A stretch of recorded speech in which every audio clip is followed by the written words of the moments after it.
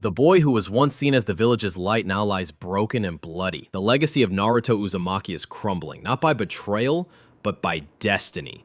Boruto Uzumaki is dying, not metaphorically, literally, and standing before him is a creature so calm, so focused, that it doesn't fight, it observes. Jura, the godlike predator born from the Ten Tails, has arrived to fulfill his purpose, eliminate the Otsutsuki vessel. But just when hope is gone, Kawaki appears, and this time, he's not here to reason, he's here to annihilate. Welcome back, Shinobi. This is the full, detailed breakdown of Chapter 23 of Boruto 2 Blue Vortex, a chapter that doesn't just escalate the war, it shifts the very timeline of the Shinobi world. We open far from Boruto. Mitsuki, covered in dirt and battle scars, stands amidst a field of fallen claw Grimes. He's in full sage mode, glowing faintly as he cradles an unconscious Sarada Uchiha. Her expression is blank, her energy drained after sacrificing herself to destroy Ryu. There's no victory here, only survival. Mitsuki fought to protect her, not to win, and that says everything about who he's become. Despite being created from science and ambition,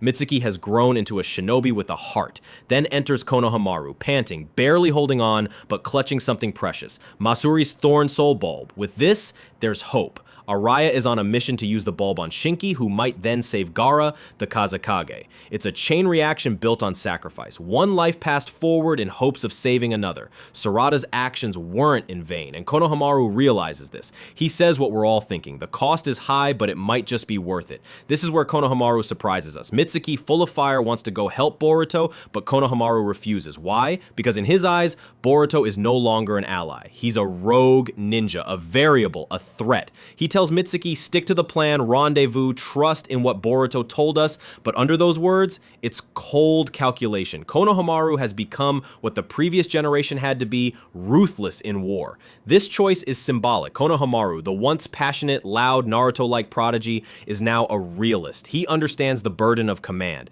He knows that in this war, even Boruto is expendable, and that internal conflict will come back later in the story. You can feel it. Now, we shift scenes and the atmosphere drops to zero. Jura stands in the distance, hands in his pockets, not bothered, not amused, just studying, watching Boruto like a scientist with a lab rat. Boruto's launching attacks, throwing everything he has, Rasengans, taijutsu combos, kunai tricks, but Jura, he's not even trying. He's aura farming, literally firing off different types of Biyudama, varying their size, shape, and even projectile path to test damage output. Imagine how terrifying that is. This isn't a boss fight, this is a simulation, and Boruto, he's the crash dummy. Ikemoto's paneling here is stunning. Boruto curves midair, flying and flipping with the agility of a high-level Dragon Ball Z character. The speed lines, the debris motion, the shockwaves, it's cinematic. But the truth sets in fast. He's stalling, not winning. Jura's unscathed, and Boruto is bleeding, limping, and losing steam. Then comes Boruto's signature move. He throws a kunai, seemingly desperate.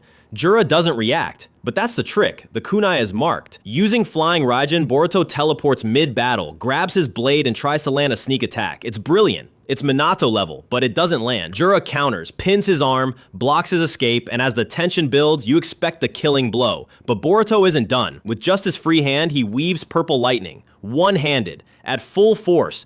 And that, my friends, is something only elite shinobi can do. Boruto just entered Kakashi's tier. No debate. The lightning strikes Jura's face, disrupting the attack. It's enough to save Boruto, but not enough to win, because every second Boruto's body is deteriorating. He's holding his side, internal bleeding from a Bijudama hit. He's panting, and then it happens. The sword that Sasuke gave him, the same blade he held when fighting Code, starts to crack. Symbolically, this moment is huge. That sword represents the legacy Boruto carries, and now it's breaking, just like he is. Let's pause and reflect here. This entire sequence is about legacy. Boruto is using Minato's techniques, Kakashi's mastery, Sasuke's sword, Naruto's grit, and none of it is enough. He's carrying 4 generations of power, and yet he's still losing. This is not weakness, it's narrative realism. It's the author showing us, even with the best techniques, the best will, the best bloodline, Boruto is human. And in a world of 10 tails monsters and gods walking the earth, that might not be enough anymore. Then comes a moment that sends chills. Kashin Koji, somewhere miles away, grabs his head. His eyes shift, his pupils spiral. He's receiving another vision from 10 directions. And that means the timeline has changed. We learned that Koji sees possible futures, but not before they happen, only as they're being written. That's terrifying, because it means even his plans can become obsolete. And now, a new future forms. Koji sees Jura, Inojin, Himawari, and then Kawaki. The boy he never wanted to get Ishiki's power has just become the most important variable. Boruto told Kawaki about Amato's limiter, and that conversation just rewrote the world. Boruto falls unconscious, still holding Sasuke's sword, and just when Jura prepares the killing blow, boom, chakra rods explode through his skull, through the eye, the jaw, no warning. Kawaki is here. He's different now. His coat is blacker, his expression is colder, and his headband, the very symbol of the leaf, is now his belt buckle. This is deep. Wearing the headband as a belt implies, I carry the will of fire, but on my terms, not yours. It's a statement of defiance. Ikimoto revealed that clothing reflects character arcs. Kawaki's palette shift to darker tones confirms it. He's crossed the line. This is no longer redemption. This is vengeance with purpose. Kawaki has Ishiki's power, plus possible Shibai cells, scientific modifications from Amato. This is a version of Kawaki we've never seen, one who has stopped trying to be Naruto's student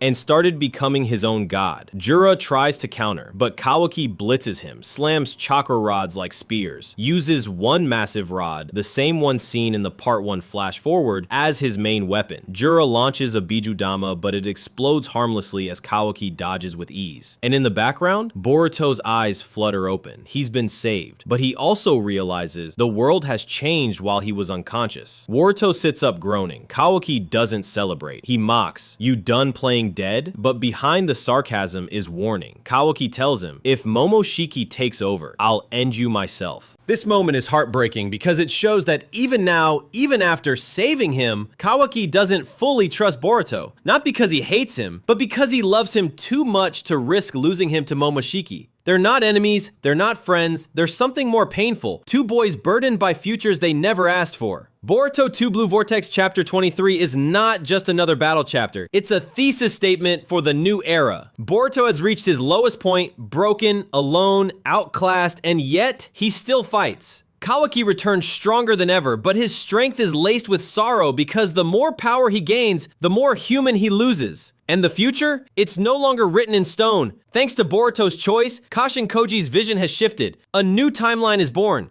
What do you think, Shinobi? Has Kawaki surpassed Baryon Mode Naruto? Can Boruto regain control before Momoshiki returns? And what lies ahead now that the timeline has fractured? Drop your theories in the comments, smash that like button, subscribe, and hit the bell icon, because this war is just getting started.